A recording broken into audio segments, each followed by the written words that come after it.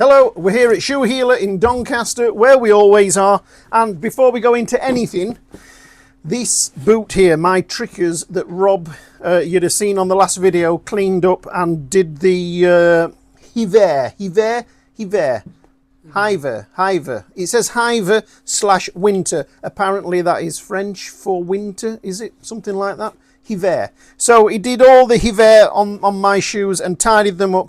What a great job. Really is beautiful that. Thank you so much, Rob. That is just brilliant. They were just sat there waiting for one day for me to rustle up the energy to polish them and clean them up, and I wouldn't have done half the job Rob did. I'd have put a little bit of cream on it if they'd have been lucky, and then polished them up. But they are stunning. Really great. Thank you so much for that. Rob was saying, as he went through all those processes, the amount of money's worth of materials that he was using, it was astronomical.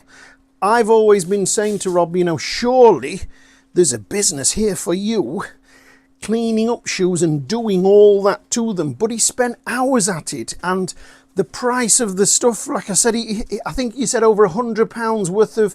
Yep. Obviously, he didn't use all of what he used, so we've got to keep that in mind. But it was just, if you would have set about going to do that job, it would have been a fortune. We've got a gentleman here who has sent these shoes in. In fact, he's not sent them in, he's brought them in for a new heel that Paul's done. Look round that heel stack there. How nice is that? Look at that. Beautiful. That's how your heels should be. That's how they leave the factory. That's how they should be. But the gentleman's problem is he polishes these lovely barkers up. He walks out the house. Within 5 minutes, salt marks have started to come back through. And you can feel it's salt marks because there is some blistering on the leather. It's not coming through very well there, but we can feel it. So I said to Rob, you know, no problem. He can do what you said. What does he do? Well, Rob says he starts with a cleaner to get all the polish off. The Renomar, is it? Renomar. And then he goes for the hiver. And then starts to build them back up once he's done that, and he's just mentioning all these products, and I'm thinking, the poor guy, you know, he's got to pay his mortgage this month as well as clean his shoes. It's a tough one to buy all those products just for this problem on your, you know. I don't know what the answer is, but if you're really into your shoes and you buy the product, obviously, you know, you're going to get your money's worth eventually.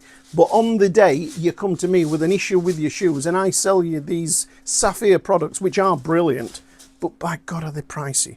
So lovely. Anyway, that's that there. Next job is we've got this all right, Paul, squeezing past.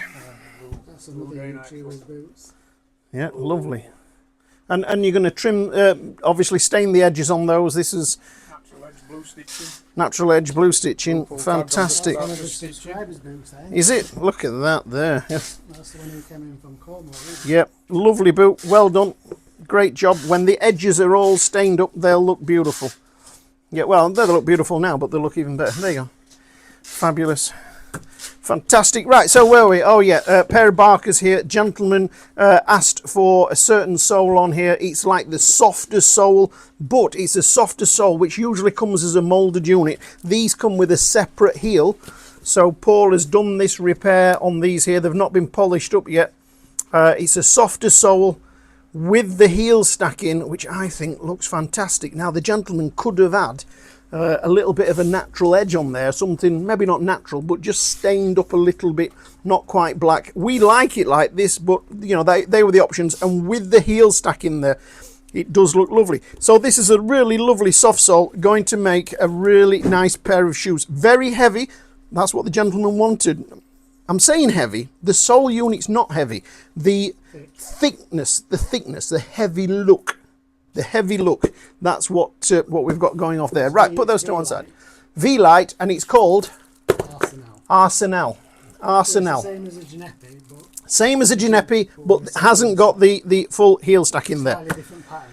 Lovely. This is look at these. These have come in. We don't touch this sort of stuff. It's just not worth our time. But these lovely old shoes here, the gentleman just begged us to do a repair. Stood in front of us. Can you please sort these out?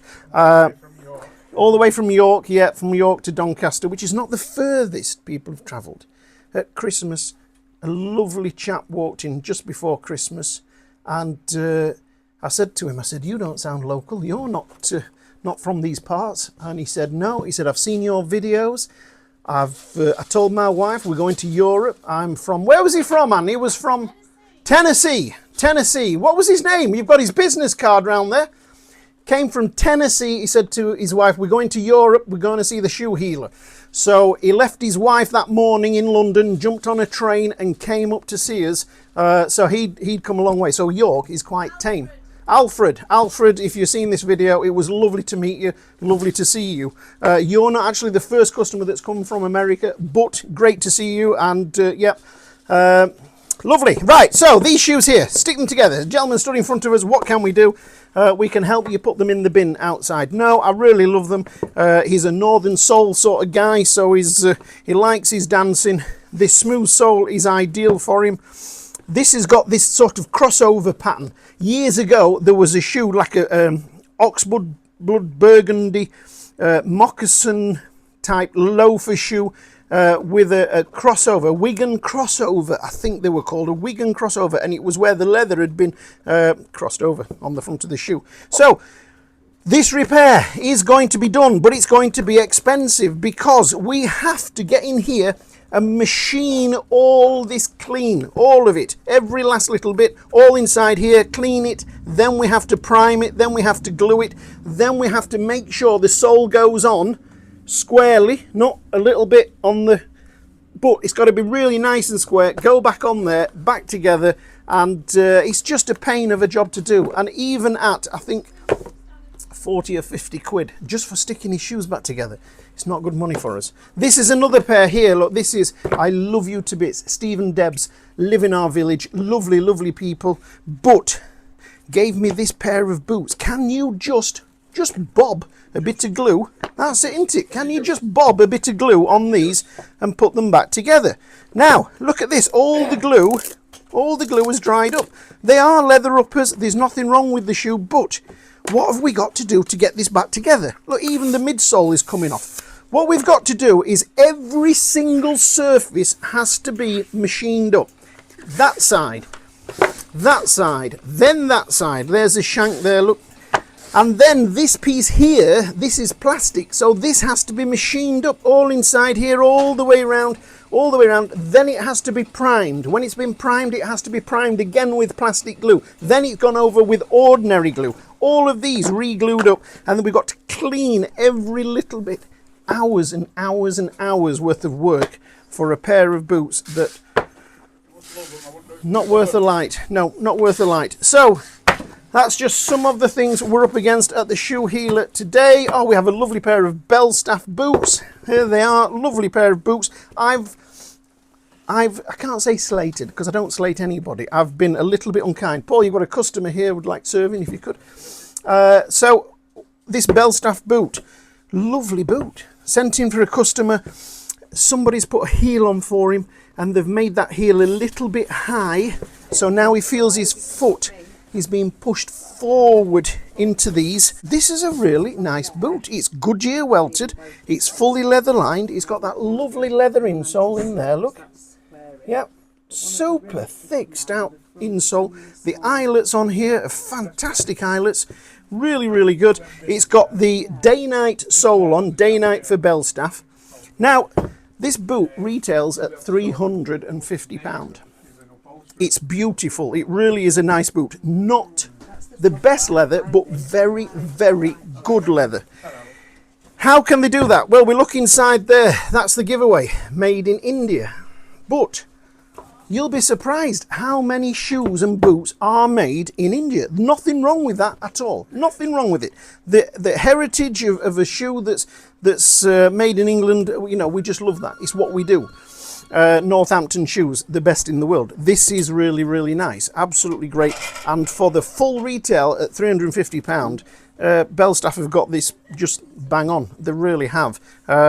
You know, made in India, it really doesn't matter if it's stamped made in India. It's when I look inside a shoe and it says made in England, and it's not really made in England. So just something, keep your eye out. These Belstaff boots, really, really nice, come in 2 colours. I don't sell them, but you'll find them online. Okay.